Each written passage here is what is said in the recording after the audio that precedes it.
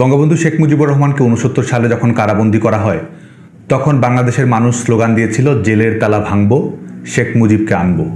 শেখ হাসিনা যখন ৭৫-এর ১৫ই আগস্টের পরে ১৯৮১ সালে বাংলাদেশে প্রত্যাবর্তন করেন, তখন বাংলাদেশের আপামর জনগণ, রাজনৈতিক সংগঠনের কর্মীরা স্লোগান দিয়েছিল, ঝড় বৃষ্টি আধা রাতে শেখ হাসিনা তোমার সাথে। এবারের প্রেক্ষাপটে বাংলাদেশে বঙ্গবন্ধু কন্যা দেশরত্ন শেখ হাসিনাকে নিয়ে নানা ধরনের স্লোগান প্রচলিত হয়েছে, যেখানে সাহস, বীরত্ব, সংগ্রাম, লড়াই এবং ঐতিহাসিক প্রত্যাবর্তনের কথা বলা আছে। কিন্তু বাংলাদেশের জনগণ এবং রাজনৈতিক কর্মীরা সবচেয়ে সহজাতভাবে, স্বপ্রণোদিতভাবে যে স্লোগানটি গ্রহণ করেছে, মানুষের কাছে জনপ্রিয়তা পেয়েছে, সেটি হচ্ছে শেখ হাসিনা আসবে, বাংলাদেশ হাসবে।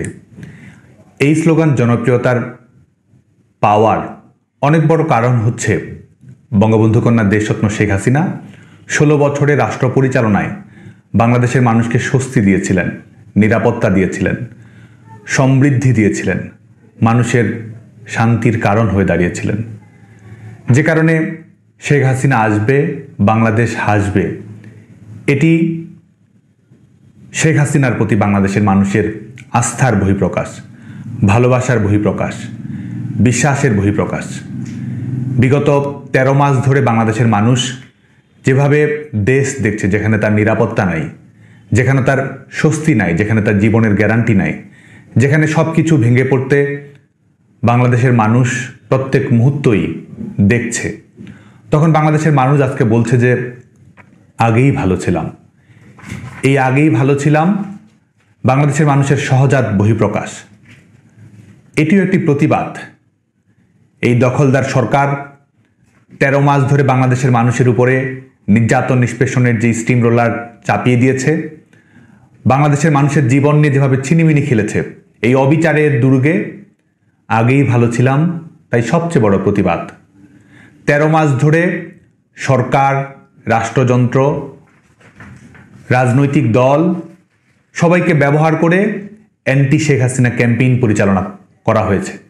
কিন্তু বাংলাদেশের মানুষ জানে যে শেখ হাসিনা এমন একজন রাষ্ট্রনেতা যারা তার মাথাপিছু আয় বাড়িয়েছিলেন, ক্রয় ক্ষমতা বাড়িয়েছিলেন, জীবনযাপনের মান নিশ্চিত করেছিলেন, পরিবার, সন্তান, ভবিষ্যৎ সব কিছুর নিরাপত্তা, নিশ্চয়তা, স্থায়িত্ব দিয়েছিলেন। যে কারণে রাষ্ট্রযন্ত্রের সব কিছু বুমেরাং হয়ে যাচ্ছে। মানুষ ধীরে ধীরে প্রতিবাদ করছে। সমস্ত ধরনের অপপ্রচার, সমস্ত ধরনের নির্লজ্জ মিথ্যাচার ডিঙ্গিয়ে শেখ হাসিনা আসবে, বাংলাদেশ হাসবে কিংবা আগেই ভালো ছিলাম, এটি বাংলাদেশের মানুষের রাজনৈতিক শপথ হিসেবে প্রতিষ্ঠিত হচ্ছে। আমরা অনেক সময় বলি যে রাজনীতি ভবিষ্যৎমুখী নয়, রাজনীতিতে পলিসি গুরুত্ব পাচ্ছে না, রাজনীতিতে উন্নয়ন কিংবা পারফরমেন্স এই মানদণ্ড অনুযায়ী বাংলাদেশের রাজনীতি পরিচালিত হচ্ছে না। অথচ নিরপেক্ষভাবে আমরা যদি বাংলাদেশের রাজনীতির দিকে তাকাই, শেখ হাসিনা বাংলাদেশের রাজনীতিকে ভবিষ্যৎমুখী করেছেন।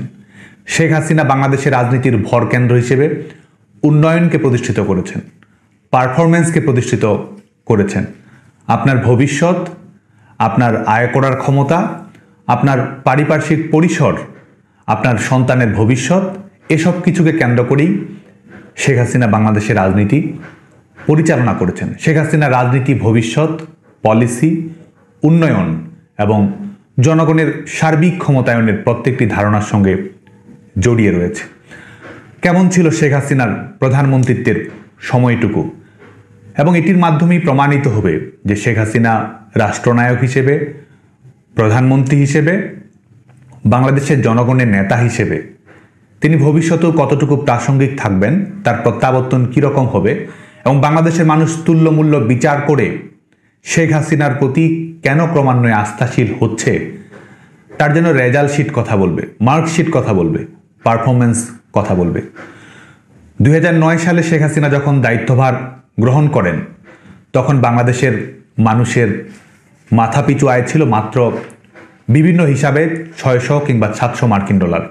শেখ হাসিনা বাংলাদেশের মাথাপিছু আয় $2,824 মার্কিন ডলারে নিয়ে যেতে সক্ষম হয়েছিলেন।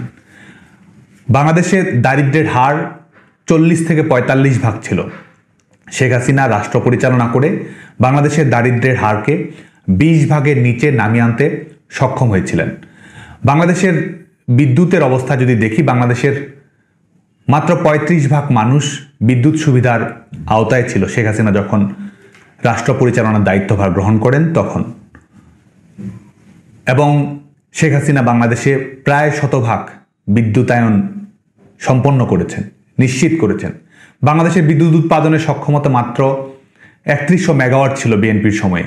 শেখ হাসিনা সেটিকে প্রায় 22,000 23,000 বিদ্যুৎ উৎপাদন সক্ষমতায় নিয়ে যেতে সক্ষম হয়েছিলেন।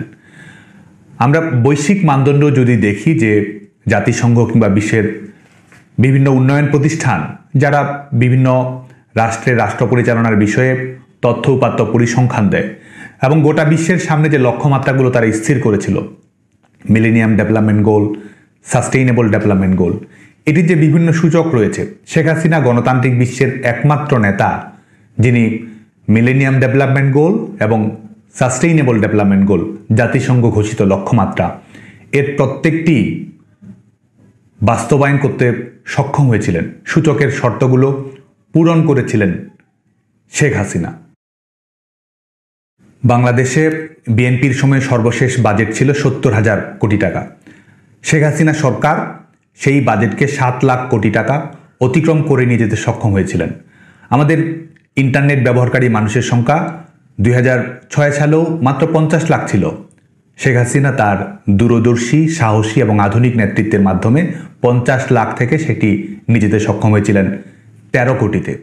আমাদের প্রবৃদ্ধি সবসময়ই আওয়ামী লীগ সরকারের সময়ে 6%, 7%, 8% হারে হয়েছে। বিগত দশকে গোটা পৃথিবীর মধ্যে সবচেয়ে বেশি প্রবৃদ্ধি অর্জনকারী 10টি দেশের মধ্যে অন্যতম হচ্ছে বাংলাদেশ।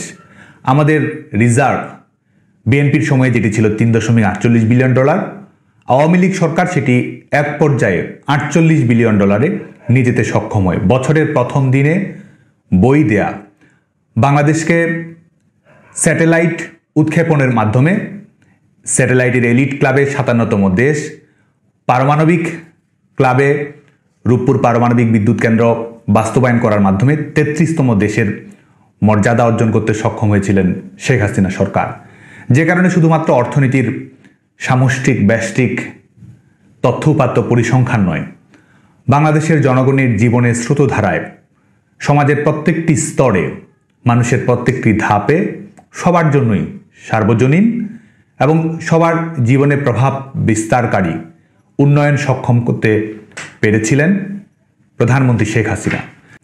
সবাই ভালো থাকবেন, সুস্থ থাকবেন, নিরাপদে থাকবেন। জয় বাংলা, জয় বঙ্গবন্ধু। জনাব সাজিদ সালাম, আপনি আপনার জায়গা থেকে ভাই একটা জিনিস একটু জাস্ট ক্লিয়ার করেন, ওই যে ছাড় দেওয়ার কথাটা বলেছিলেন, এটা কাদেরকে ইন্ডিকেট করে? অর্থাৎ এটা কি সেনাবাহিনী নাকি অন্তর্বর্তীকালীন সরকার? না না, আমরা শুনেছিলাম যে আওয়ামী লীগের যারা শীর্ষস্থানীয় নেতৃবৃন্দ আছেন, আওয়ামী লীগ, যুবলীগ, ছাত্রলীগ, বা তাদের মধ্যে অনেকে প্রাণ ভয় সেনাবাহিনীতে, সেনা ক্যান্টনমেন্টে আশ্রয় নিতে গিয়েছিলেন। তাদের একটা মোটামুটিভাবে তাদের একটা সংখ্যাও বলা হয়েছিল আইএসপিআর থেকে এটা দিয়ে, কিন্তু পরে আমরা দেখলাম তাদের কাছে এই সংখ্যক লোক তাদের কাছে আসলে নাই। আবার এদের কিছু লোক আবার এদের মধ্যে আছে।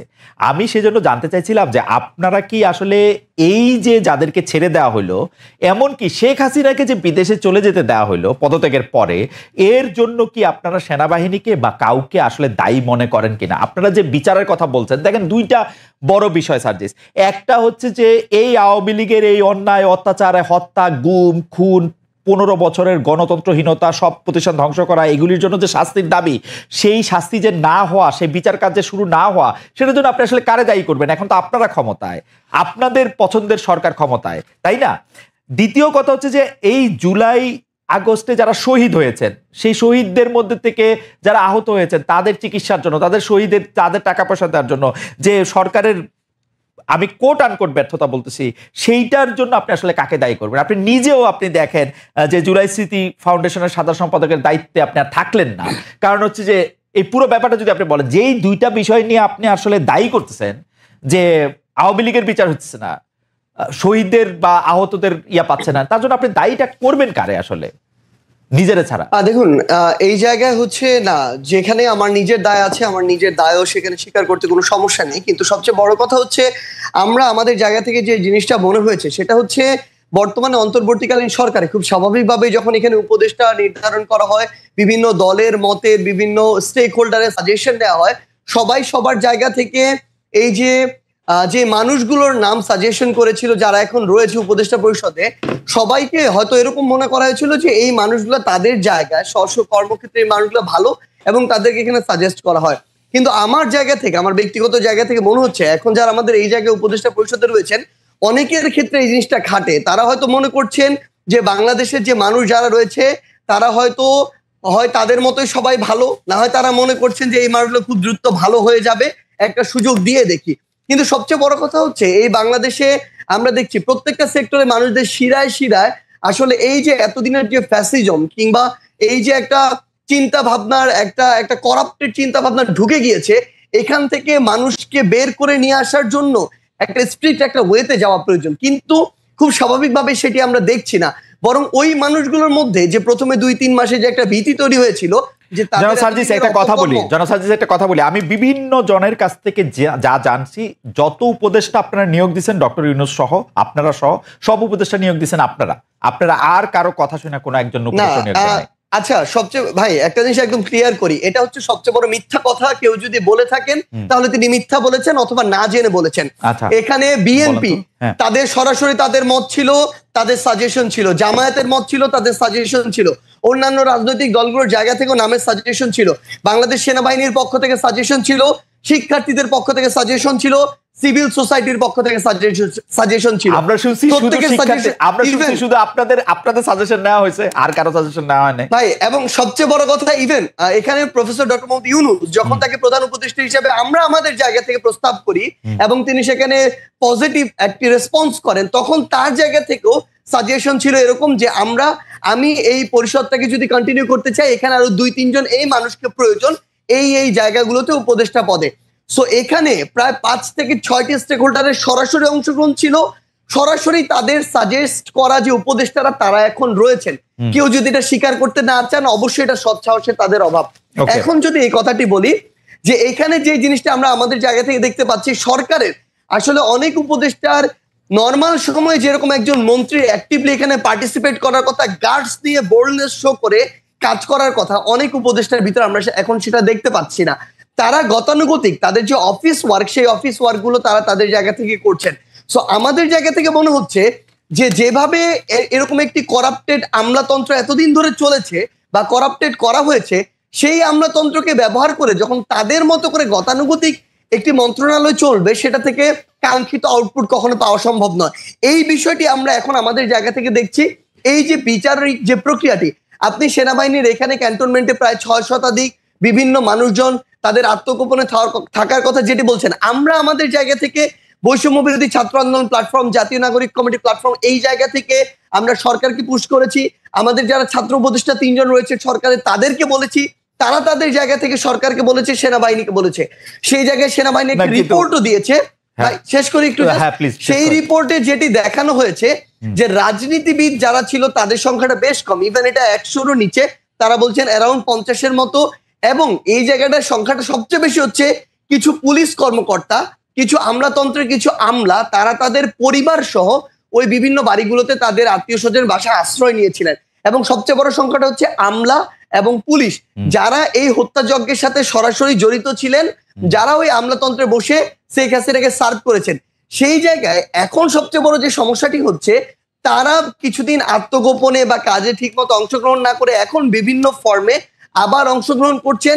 কিন্তু সরকারের জায়গায় যে একটি স্ট্রিক্ট হয়ে যে একটি ব্যবস্থা নেওয়ার যে প্রক্রিয়াটি, সেটি আমাদের জায়গা থেকে আমরা দেখছি না, বরং আমরা যেটি দেখছি যে ওই আমলাতান্ত্রিক যে বিচারিক প্রক্রিয়া, ওই জায়গায় সরকার এখন ঢুকে সেই প্রসেসের মধ্যে দিয়ে যাচ্ছে। জনাব সার্জিস, আপনি তো আসলে বাংলাদেশে এবং আপনি বাংলাদেশের মোটামুটি 5 জন গুরুত্বপূর্ণ লোকের একজন, আপনি ভালো বলতে পারবেন।